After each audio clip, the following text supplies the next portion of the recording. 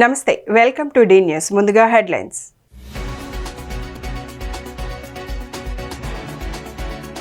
రాజధాని అమరావతిని శరవేగంగా అభివృద్ధి చేసే దిశగా ముందడుగు వేసిన కేబినెట్. కొత్త ఉద్యోగాల సృష్టి, నూతన సంక్షేమ పథకాల అమలుపై కూలంకష చర్చ.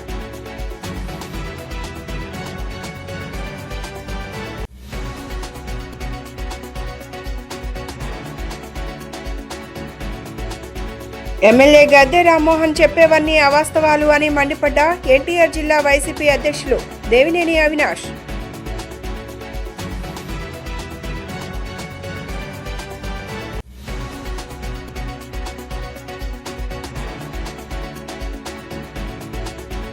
వైసీపీ అధినేత వైఎస్ జగన్మోహన్ రెడ్డిపై తీవ్ర ఆగ్రహం వ్యక్తం చేసిన మంత్రి నిమ్మల రామానాయుడు.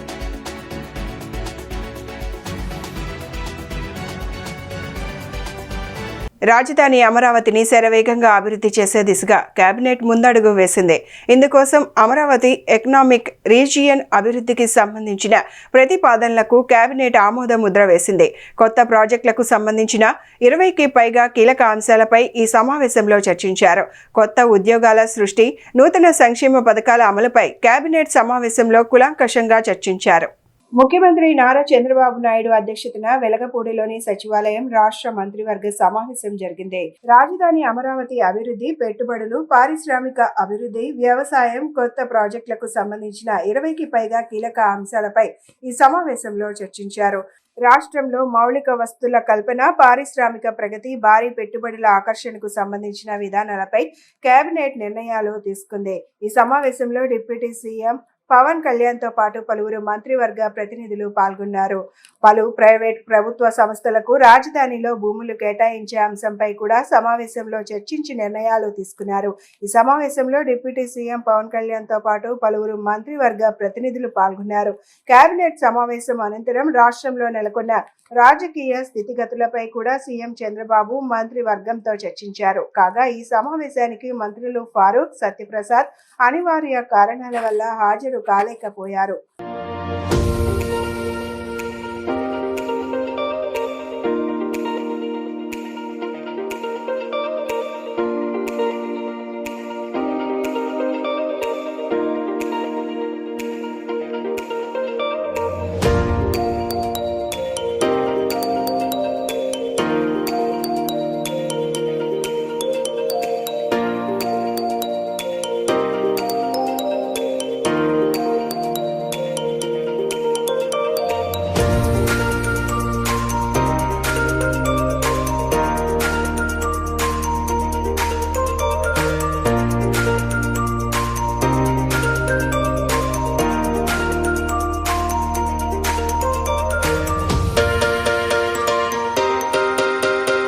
ఎమ్మెల్యే గద్దె రామ్మోహన్ చెప్పేవన్నీ అవాస్తవాలని ఎన్టీఆర్ జిల్లా వైసీపీ అధ్యక్షులు దేవినేని అవినాష్ మండిపడ్డారు. టీడీపీ ఆఫీస్పై దాడి చేపించింది నేనైతే నాకు శిక్ష పడేది కదా అని గుర్తు చేశారు. అధికారంలో మీరున్నారు, దమ్ముంటే నిరూపించండి అని సవాల్ చేశారు. గుణదలలోని ఎన్టీఆర్ జిల్లా వైసీపీ కార్యాలయంలో ఏర్పాటు చేసిన విలేకరుల సమావేశంలో దేవినేని అవినాష్ మాట్లాడారు. గద్దె రామ్మోహన్, అతని భార్య చెప్పేవన్నీ అబద్ధాలన్నారు. 2 ఏళ్ల కూటమి పాలనలో అభివృద్ధి, సంక్షేమం ఊసే లేదన్నారు. 5 సంవత్సరాల వైసీపీ పాలనలో ఏం చేశావో చెప్పే దమ్ము, ధైర్యం మాకుంది అని అన్నారు. సాక్షి ఆఫీస్పై దాడి చేపించింది గద్దె రామ్మోహన్ కాదా అని ప్రశ్నించారు. రిటైనింగ్ వాల్, రోడ్లు, డ్రైన్లు, పార్కులు అభివృద్ధి చేసింది వైసీపీ హయాంలో అని గుర్తు చేశారు. నిన్న తెలుగుదేశం పార్టీ వాళ్ళు మాట్లాడుతూ అవినాష్ మాటలు చూస్తే ఏదో దెయ్యాలు వల్లించినట్టు ఉన్నాయి అని చెప్పని అంటున్నారు. నాకైతే నిన్న వాళ్ళు ప్రెస్ మీట్ చూసిన తర్వాత అసలు దెయ్యాలే ప్రెస్ మీట్ పెట్టారని చెప్పని అనిపిస్తాను. ఎందుకంటే స్థానిక శాసనసభ్యులు గద్దె రామ్మోహన్ గారు, ఆయన చెప్పేవన్నీ గారు శ్రీరంగ నీతులు, చేసేవన్నీ గారు దొంగ పనులు.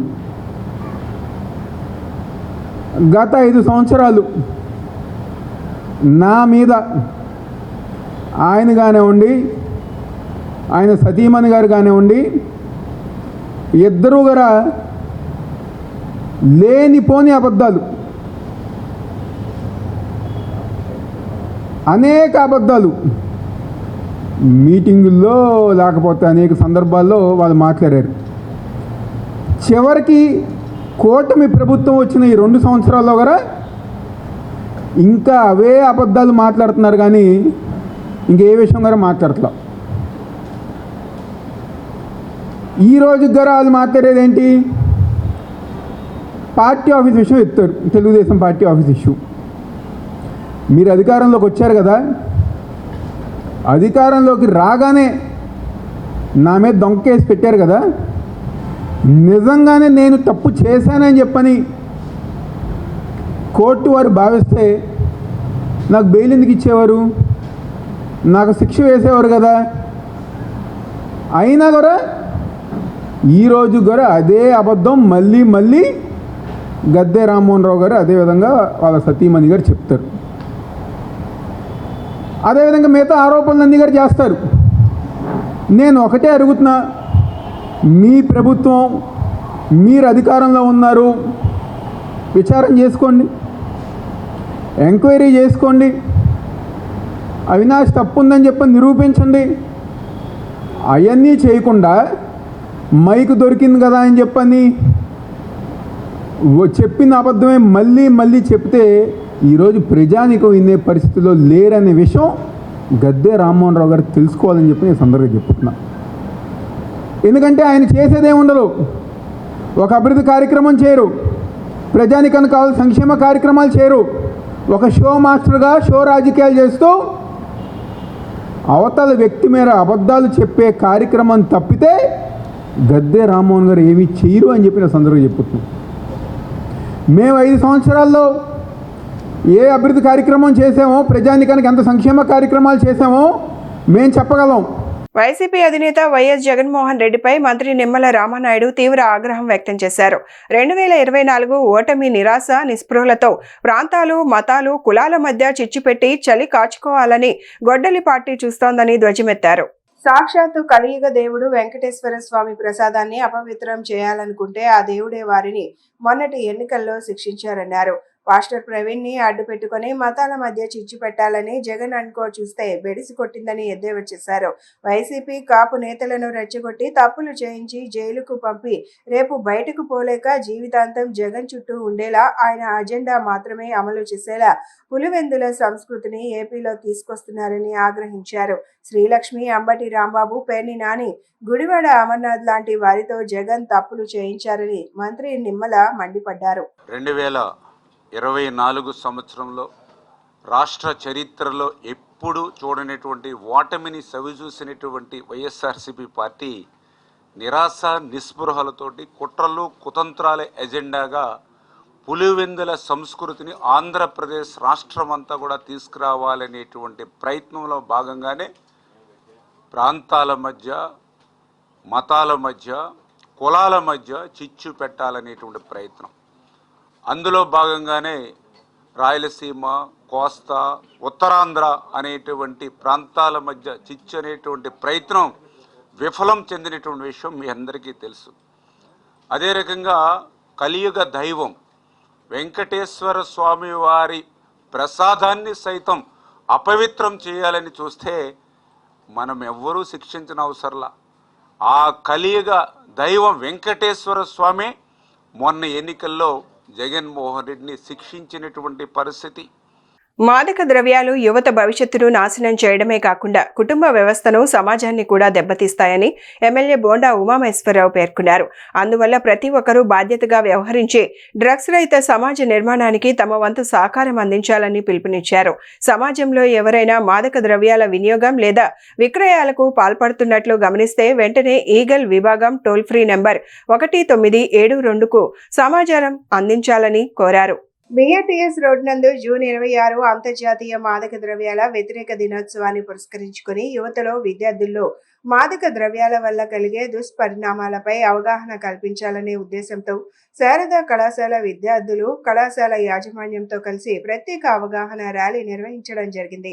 ఈ కార్యక్రమానికి ప్రభుత్వ విప్, సెంట్రల్ నియోజకవర్గ శాసనసభ్యులు శ్రీ బోండా ఉమామహేశ్వరరావు ముఖ్య అతిథిగా హాజరు కావడం ఎంతో సంతోషకరమని నవజీవన్ బాలభవన్ సంస్థ డైరెక్టర్ తంబి తెలిపారు.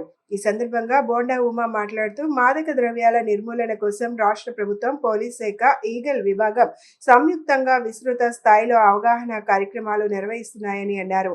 మన సమాజంలో ఎవరైనా మాదక ద్రవ్యాల వినియోగం లేదా విక్రయాలకు పాల్పడుతున్నట్లు గమనిస్తే వెంటనే ఈగల్ విభాగం టోల్ ఫ్రీ నెంబర్ 1972కు సమాచారం అందించాలని కోరారు.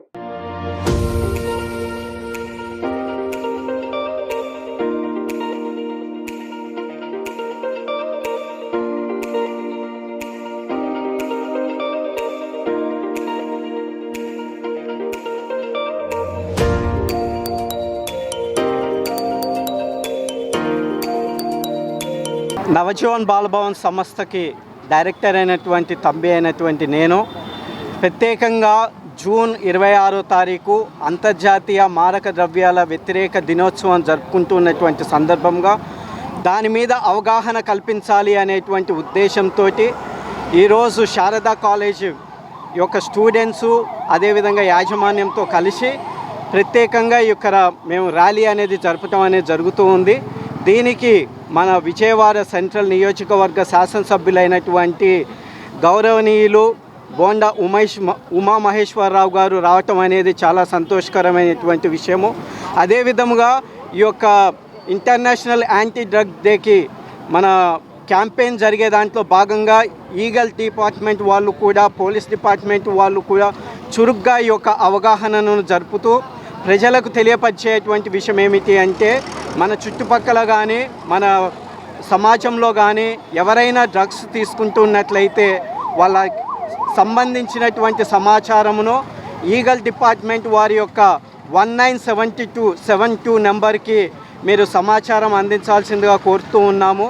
ఎందుకంటే మనము ఈ విధంగా మన సమాజంలో జరుగుతూ ఉన్నటువంటి చెడు పనులను మనం వ్యతిరేకించినప్పుడే మంచి సమాజాన్ని మనం నిర్మించుకోవడానికి అందరము భాగస్థులు అవుతాము. కాబట్టి ఈరోజు ప్రత్యేకంగా ఈ యొక్క ర్యాలీలో పాల్గొన్నటువంటి శారదా కాలేజీ యాజమాన్యము, విద్యార్థులు, అదేవిధంగా ఈగల్ డిపార్ట్మెంట్ వాళ్ళు, తర్వాత పోలీస్ డిపార్ట్మెంట్ వాళ్ళు, నవజీవన్ బాలభవన్ సంస్థ ద్వారా ఈ యొక్క క్యాంపెయిన్ నిర్వర్తిస్తున్నటువంటి ప్రోగ్రామ్ మేనేజర్ అయినటువంటి శేఖర్ గారు, అదేవిధంగా సిబ్బంది, మేమందరము సమాజానికి తెలియపరచాల్సినటువంటి విషయం ఏమిటి అంటే, మీరు కూడా మన ఈ యొక్క ర్యాలీలో ఈ యొక్క అవగాహనలో భాగస్థులయ్యి మనమందరము ఈ యొక్క మారక ద్రవ్యాలకు వ్యతిరేకంగా ఎక్కడైనా ఇలాంటి పరిస్థితులు చూసినట్లయితే వెంటనే 1972 నెంబర్కి, టోల్ ఫ్రీ నెంబర్కి సమాచారం అందించి దీన్ని అరికట్ట దాంట్లో మనం భాగస్థులు అవ్వాలని కోరుతూ ఉన్నాను. Thank you very much.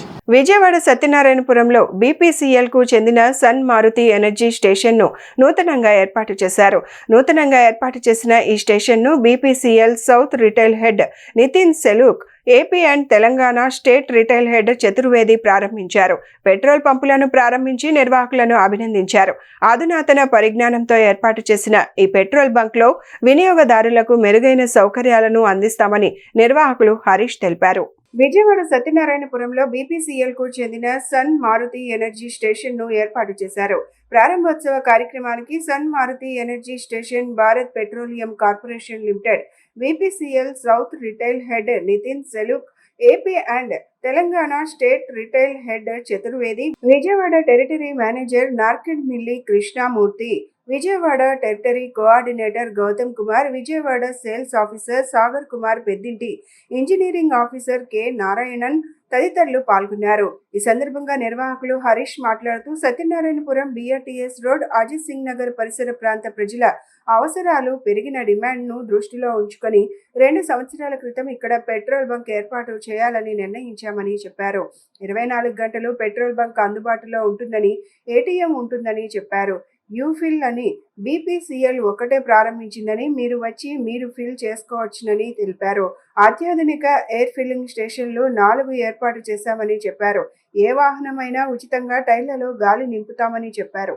Engine oil మార్చుకోకపోతే వాహనం మైలేజ్ దెబ్బతింటుందని, అందుకే 4 QOCలు పెట్టారని చెప్పారు. Sun Maruti energy station BPCL outlet ఇవాళ జూన్ 23న మధ్యాహ్నం 11 గంటలకు స్టార్ట్ చేశామండి. బీపీసీఎల్ నుంచి ప్రతినిధులు అటెండ్ అయ్యారు. అయితే సత్యనారాయణపురం, అజిత్ సింగ్ నగరు, బీఆర్టీఎస్ రోడ్ చుట్టూరా ఉన్న పెరుగుతున్న ఆయిల్ డిమాండ్కి అనుగుణంగా బీపీసీఎల్ వారు ఒక 2 ఏళ్ల ముందు నుంచే స్టార్ట్ చేయడానికి ఇక్కడ ప్రారంభించారు. అయితే జరిగిన ఇరాన్ యుద్ధం కానివ్వండి, వచ్చిన ఆటంకులన్నీ దాటుకుని ఇవాళ స్టార్ట్ అవుతున్నాము. ఇందులో అత్యధిక ఎయిర్ ఫిల్లింగ్ మీరు మామూలుగా బంకుల్లో ఎక్కడైనా 1-2 చూస్తారు. ఇక్కడ 4 ఎయిర్ పంప్స్ పెట్టామండి. వచ్చిన వాళ్ళు అంటే కేవలం ఆయిల్ ఫిల్లింగ్ బిజినెస్ కాదు. ఇక్కడ మన ముఖ్య లక్ష్యం ఏంటంటే సర్వీస్. ఎలక్ట్రిక్ వెహికల్ అయినా ఏ వెహికల్ అయినా సరే ఫ్రీ ఎయిర్ అందిస్తాము.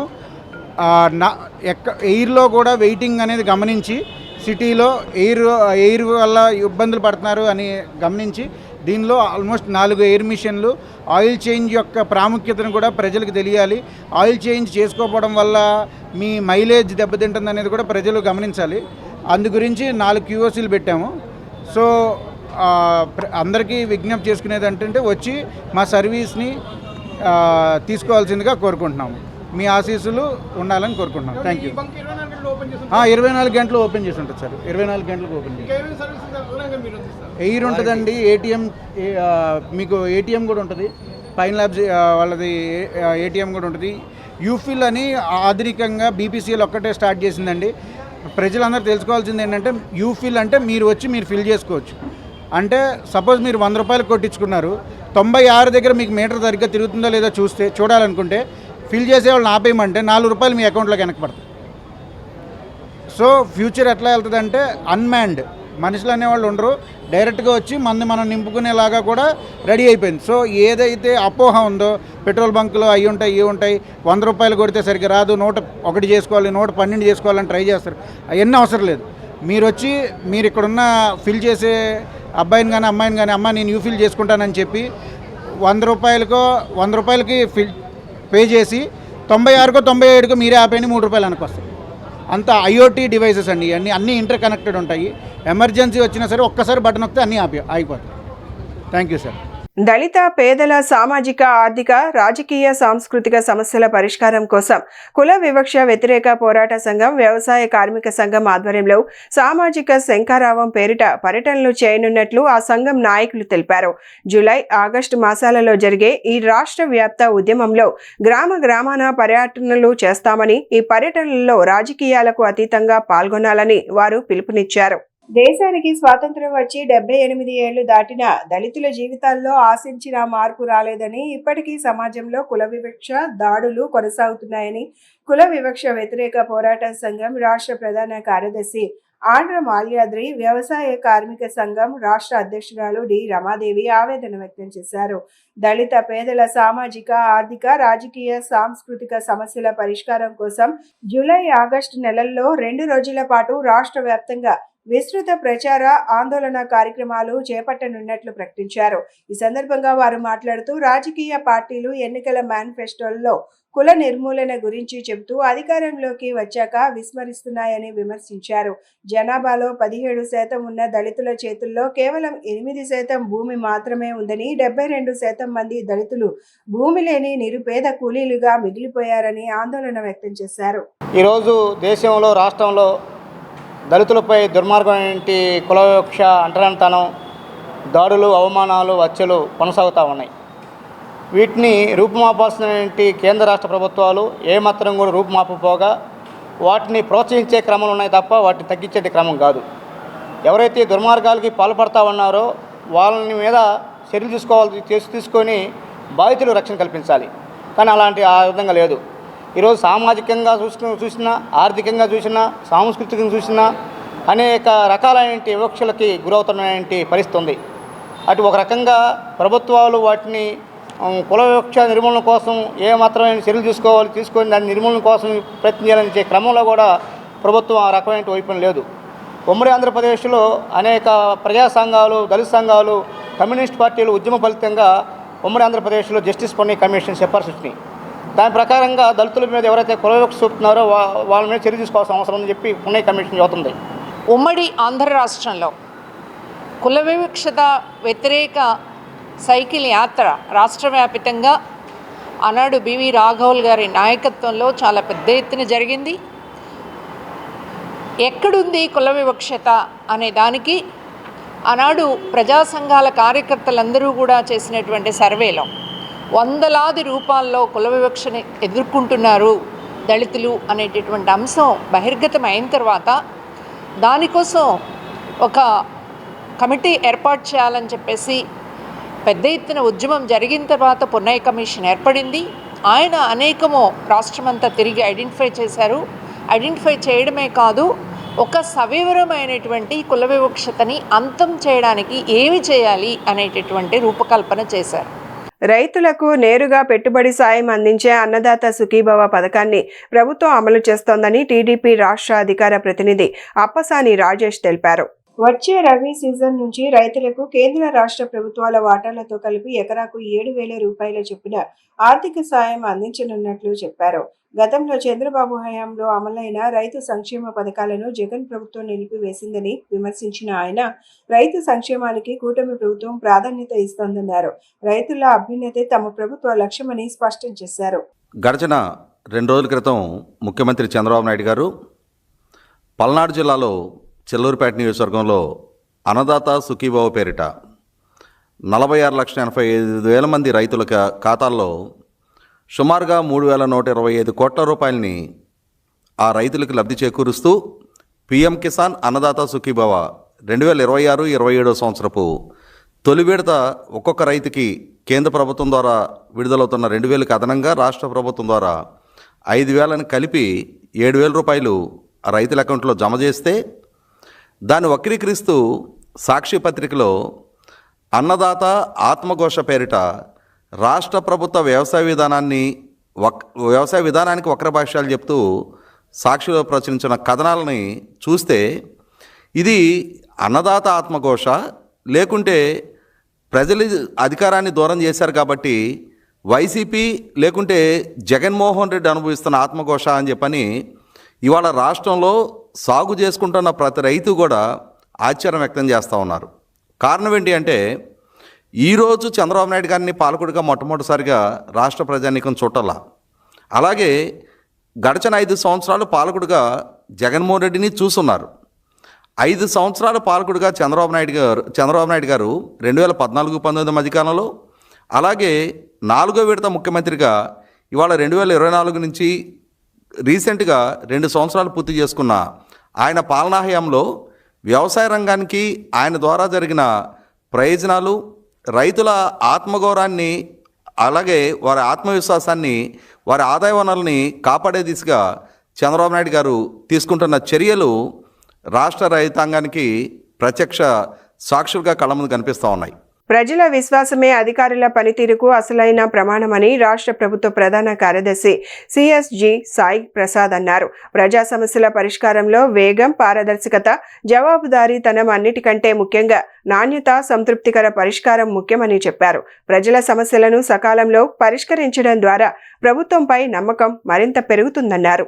జిల్లా కలెక్టరేట్లోని శ్రీ పింగళి వెంకయ్య సమావేశ మందిరంలో జరుగుతున్న ప్రజా స్నేహపూర్వక ప్రజా సమస్యల పరిష్కార వేదిక కార్యక్రమాన్ని CS Sai Prasad, CCLA G జయలక్ష్మితో కలిసి సందర్శించారు. కొంత సమయం పాటు ప్రజల అర్జీలను పరిశీలించి వాటి పరిష్కారానికి తీసుకోవాల్సిన చర్యలపై లిఖితపూర్వకంగా అధికారులకు దిశానిర్దేశం చేశారు. ఈ కార్యక్రమంలో ప్రజల నుంచి రెవెన్యూ సేవలతో పాటు వివిధ అంశాలకు సంబంధించి స్వీకరిస్తున్న వినతులు, వాటి ఆన్లైన్ నమోదు విధానం, సంబంధిత శాఖలకు పంపిణీ, పరిష్కార చర్యలు, అధికారుల మధ్య సమన్వయం, పర్యవేక్షణ తదితర అంశాలను సిఎస్ పరిశీలించారు. జిల్లా స్థాయిలో పీజీఆర్ఎస్ కార్యక్రమ నిర్వహణ, ఫిర్యాదుల స్వీకరణ ప్రక్రియ, వాటి నమోదు తీరుతెన్నులు, పరిష్కారానికి అనుసరిస్తున్న విధానం తదితరాలను పరిశీలించి సంతృప్తి వ్యక్తం చేశారు. ప్రజలకు మరింత చేరువయ్యేలా స్నేహపూర్వక వాతావరణంలో కార్యక్రమాన్ని నిర్వహిస్తున్న తీరును కలెక్టర్ డాక్టర్ జి లక్ష్మీషా వివరించగా సిఎస్ సాయి ప్రసాద్ అభినందించారు.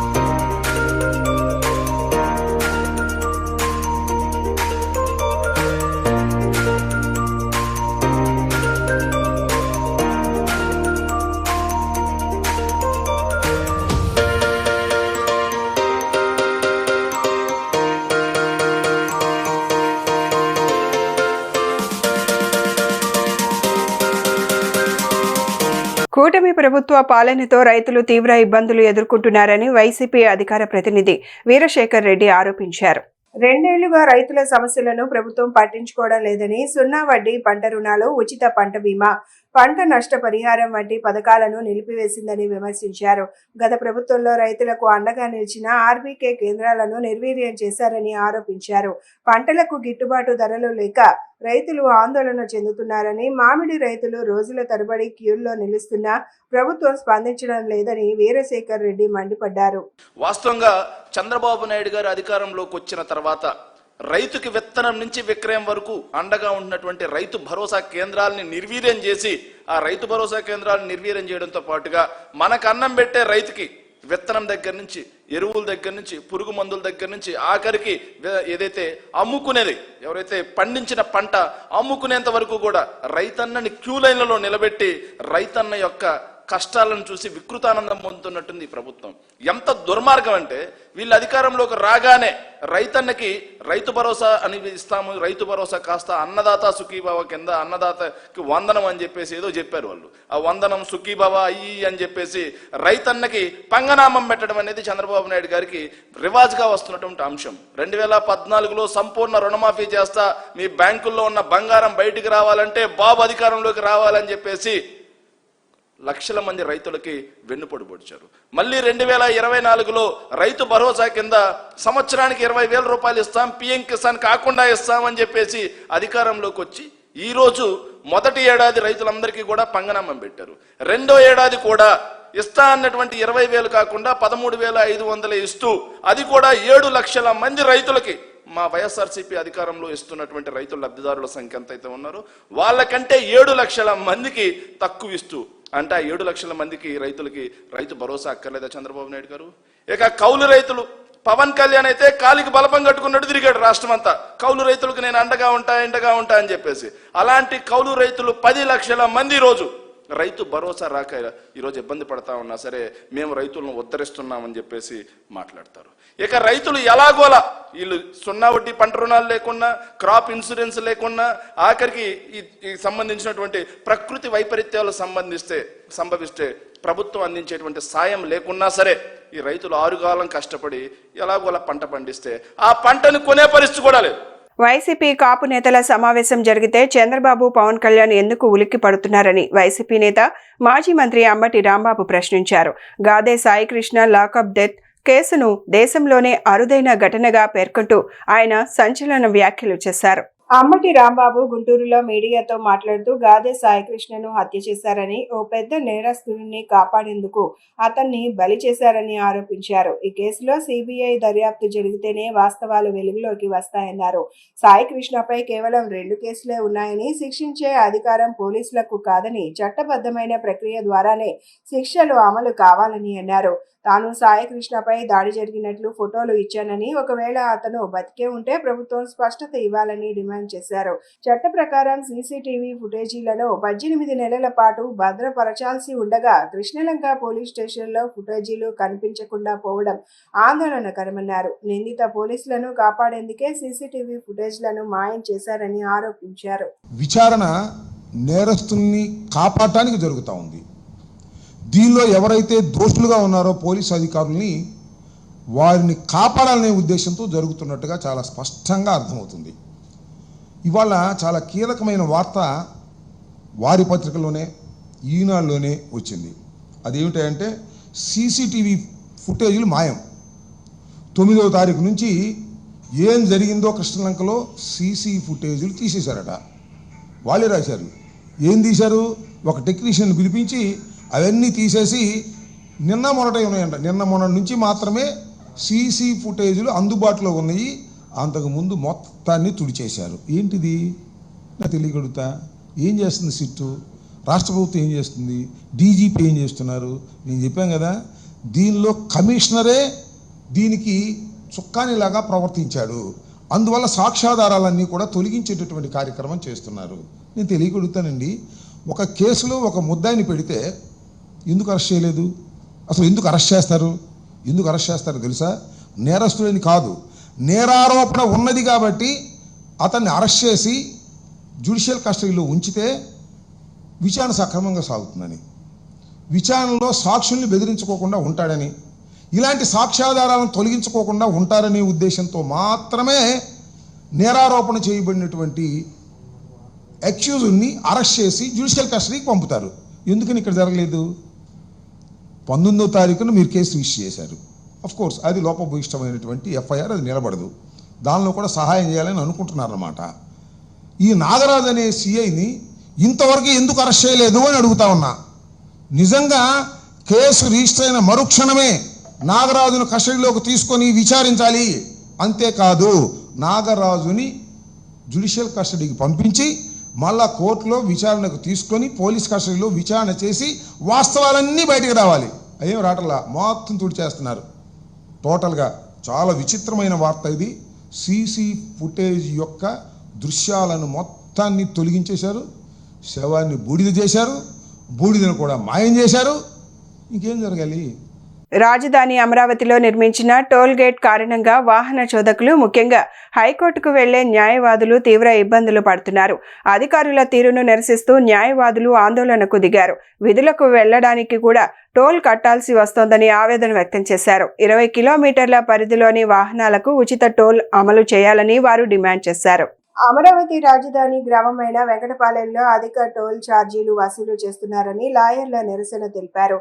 టోల్ ప్లాజా యాజమాన్యానికి వ్యతిరేకంగా రోడ్డుపై బైఠాయించారు. న్యాయవాదుల ఆందోళనతో ఈ రోడ్లో కిలోమీటర్ల మేర వాహనాలు నిలిచిపోయాయి. పోలీసులు ఘటనా స్థలికి చేరుకొని లాయర్లతో చర్చించారు. ఈ సందర్భంగా న్యాయవాదులు మాట్లాడుతూ 20 కిలోమీటర్ల పరిధిలోని వాహనాలకు ఉచిత టోల్ అమలు చేయాలని డిమాండ్ చేశారు. యూటర్న్ తీసుకున్న వాహనాల నుంచి 2 సార్లు ఫీజులు వసూలు చేస్తున్నారని వారు ఆగ్రహం వ్యక్తం చేశారు. National highway authority of India అధికారులతో చర్చించి సమస్యను పరిష్కరిస్తామని పోలీసుల హామీ ఇవ్వడంతో న్యాయవాదులు ఆందోళన విరమించారు. అనంతరం న్యాయవాదులు హైకోర్టుకు తరలి వెళ్లారు.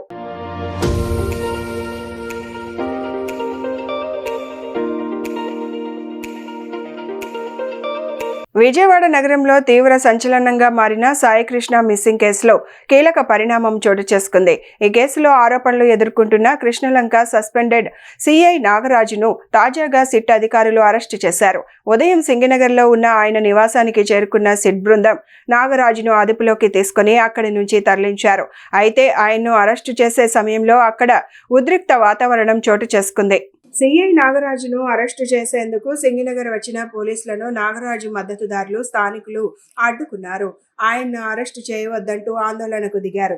నినాదాలు చేస్తూ పోలీసులకు అడ్డు తగిలారు. దీంతో ఆందోళనకారుల్ని చెదరగొట్టిన పోలీసులు నాగరాజు ఇంట్లోకి వెళ్లి ఆయన్ను అదుపులోకి తీసుకున్నారు. అయితే నాగరాజు ఇంటికి స్థానికులు పెద్ద సంఖ్యలో వస్తుండటంతో పోలీసులు ముందు జాగ్రత్తగా ఆ ఏరియాలో సెక్యూరిటీని కూడా పెంచారు. సాయికృష్ణ మిస్సింగ్ కేసులో తల్లి చేసిన కంప్లైంట్ ఆధారంగా ఈ కేసులో బిఎన్ఎస్ యాక్ట్లోని సెక్షన్ 103, సెక్షన్ 127, సెక్షన్ 127 6 సెక్షన్లు నమోదు చేశారు పోలీసులు. ఒక వ్యక్తిని 10 రోజులకు పైగా అక్రమంగా నిర్బంధించి ఆ విషయం బయటకు తెలియకుండా దాచి ఉంచడమే కాకుండా చివరకు ఆ వ్యక్తిని హత్య చేశారన్న కోణంలో ఈ సెక్షన్ల కింద కేసు నమోదు చేశారు. సాయికృష్ణ తల్లి కూడా అప్పుడు కృష్ణలంక సిఐగా ఉన్న నాగరాజే తన కొడుకును టార్చర్ చేశారని ఆరోపించారు. కొడుకు ఆచూకీ కోసం ఆమె హెబియస్ కార్పస్ పిటిషన్ వేసి హైకోర్టుకు కూడా వెళ్లారు. చివరకు ఇప్పుడు సిట్ విచారణలో కొన్ని కీలక వివరాలు బయటకు రావడంతో నాగరాజును అరెస్టు చేసి సిట్ అధికారులు తీసుకువెళ్లారు.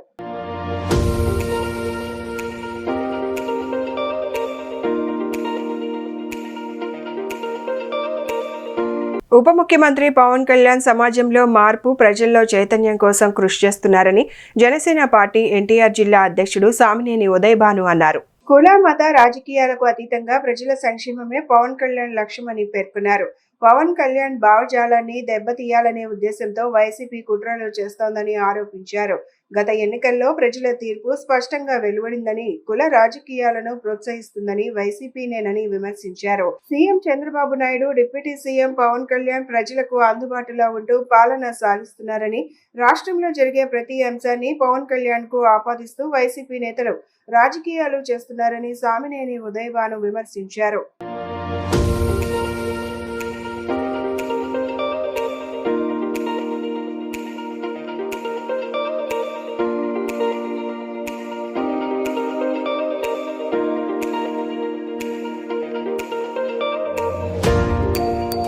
ఈరోజు ఎన్టీఆర్ జిల్లా జనసేన పార్టీ కార్యాలయంలో ముఖ్యమైన పత్రికా సమావేశాన్ని ఏర్పాటు చేయడమైంది. ఈరోజు జనసేన పార్టీ అధినేత రాష్ట్ర ఉప ముఖ్యమంత్రి పవన్ కళ్యాణ్ గారు మొన్న కాకినాడలో మాట మంచి కార్యక్రమంలో పాల్గొనడం జరిగింది. ఆ రోజు ఆ సమావేశాల్లో అనేకమైన విషయాలు, ఇవాళ సమాజంలో మార్పు రావాలి, ప్రజల్లో చైతన్యం రావాలి, ఆ తర్వాత మంచి ప్రజాస్వామ్యంగా ఈ రాష్ట్రం వర్ధిల్లాలని చెప్పి ఆయన యొక్క ముఖ్య ఉద్దేశం. ఆంధ్రప్రదేశ్ రాష్ట్రంలో అధికారానికి దూరమైనటువంటి ఒక పార్టీ కులాలుగా విడిపోయి కుల సంఘాలతో కాకోకుండా వాళ్ళ పార్టీలో ఉన్నటువంటి మంత్రులుగా పనిచేసేటువంటి కులాల వారీగా విడగొట్టి నిన్న కాకినాడలో పెట్టినటువంటి సభ నిజంగా మనందరం కూడా ఆంధ్రప్రదేశ్ భవిష్యత్ రాజకీయాలకి ఇది ఒక మచ్చగా మారిపోతుంది. ఎందుకంటే గతంలో 2019 నుంచి 24 వరకే అధికారంలో ఉన్నటువంటి జగన్మోహన్ రెడ్డి గారు ప్రభుత్వంలో మంత్రులుగా పనిచేసినటువంటి నిన్న అక్కడ కూర్చున్నటువంటి వ్యక్తులందరూ కూడా అప్పట్లో మంత్రులుగా పనిచేశారు. ఆ 5 సంవత్సరాల వాళ్ళు ఈ కులం గురించి ఏం ఆలోచించారో ఏం పనిచేశారు అనేది చెప్పాలి. అంతకుముందు 2014-19లో చంద్రబాబు నాయుడు గారు విదేశీ విద్యా దీవెన పథకం కింద సుమారుగా 300 కోట్ల రూపాయలు విడుదల చేసి ఒక్కొక్క వ్యక్తికి 10 లక్షల రూపాయల ద్వారా విదేశీ విద్యను అందిస్తే. బులెటిన్ ముగించే ముందు హెడ్లైన్స్ మరొకసారి.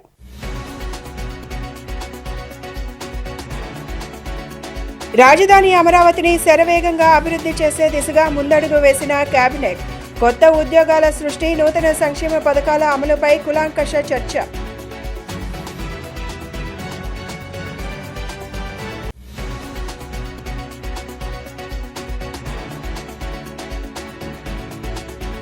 ఎమ్మెల్యే గద్దె రామ్మోహన్ చెప్పేవన్నీ అవాస్తవాలు అని మండిపడ్డ ఎన్టీఆర్ జిల్లా వైసీపీ అధ్యక్షులు దేవినేని అవినాష్.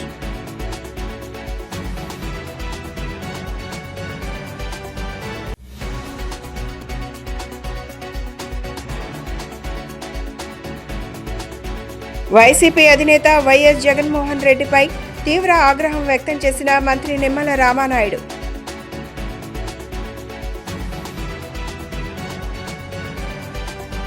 ఇవి ఈనాటి bulletin updates. Keep watching D news.